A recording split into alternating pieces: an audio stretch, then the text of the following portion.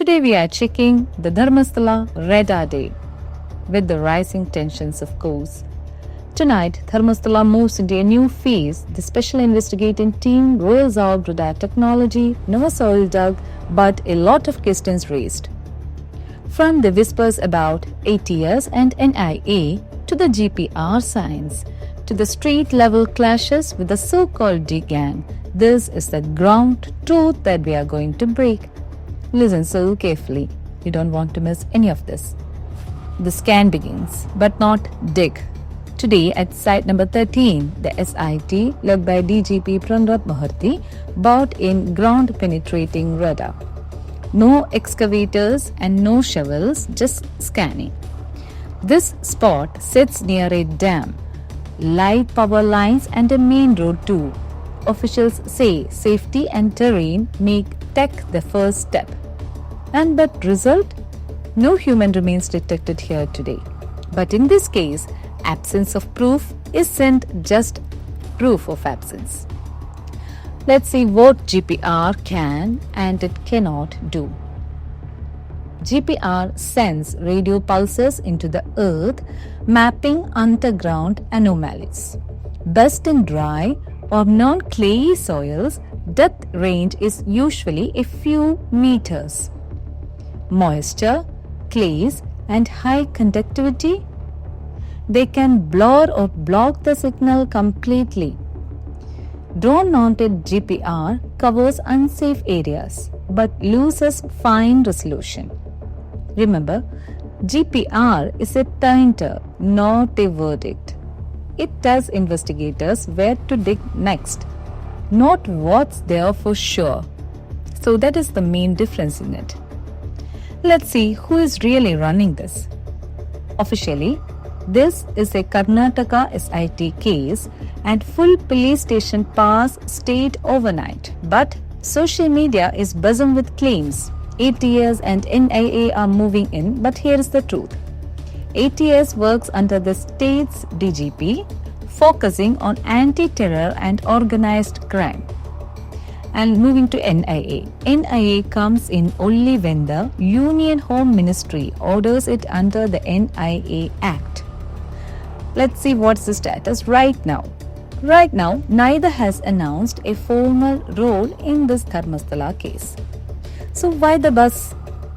Sources point to possible interstate links hinted in witness accounts and the high security zone around Dharmasthala. For now, ATS or NIA remain in the wings.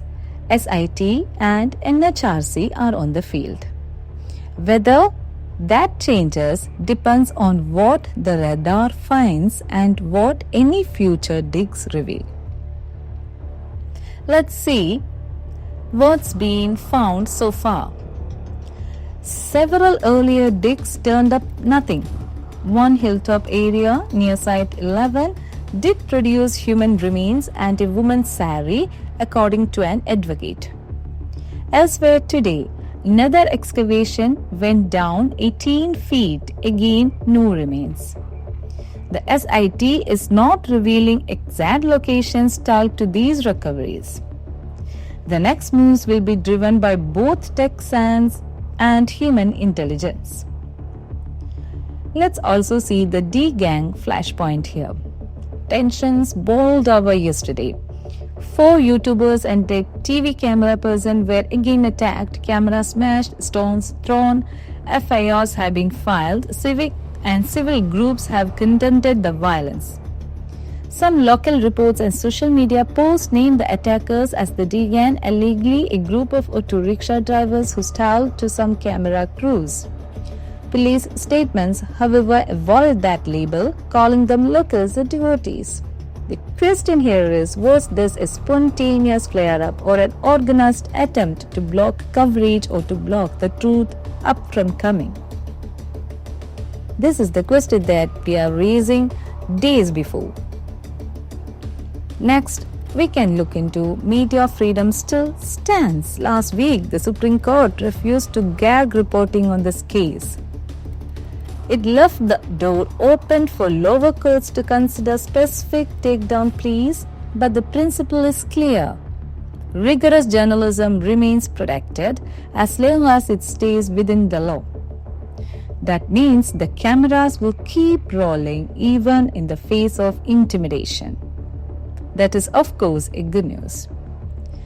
And now, as a citizen and as a patriotic citizen, what we need to watch next? 2 tracks matter now. First one is SIT's radar outputs. Will they release raw rockmans, frequency data, and calibration logs for independent review? Second point is that NHRC's 5-day review, will it push for independent experts or extend its oversight?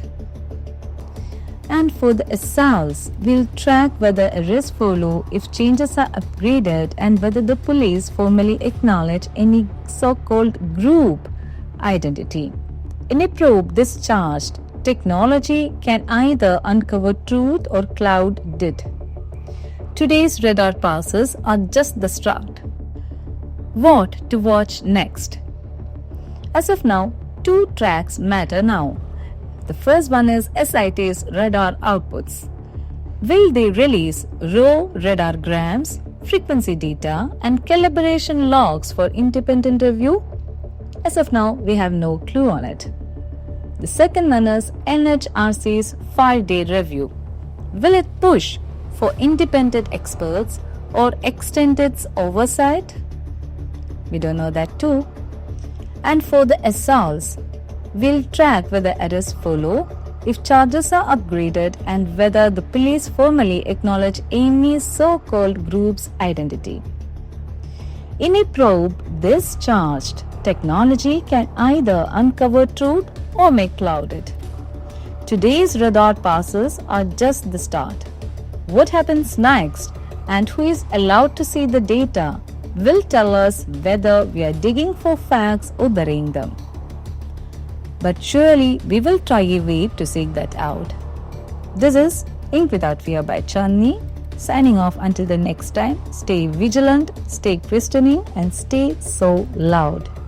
Stay tuned.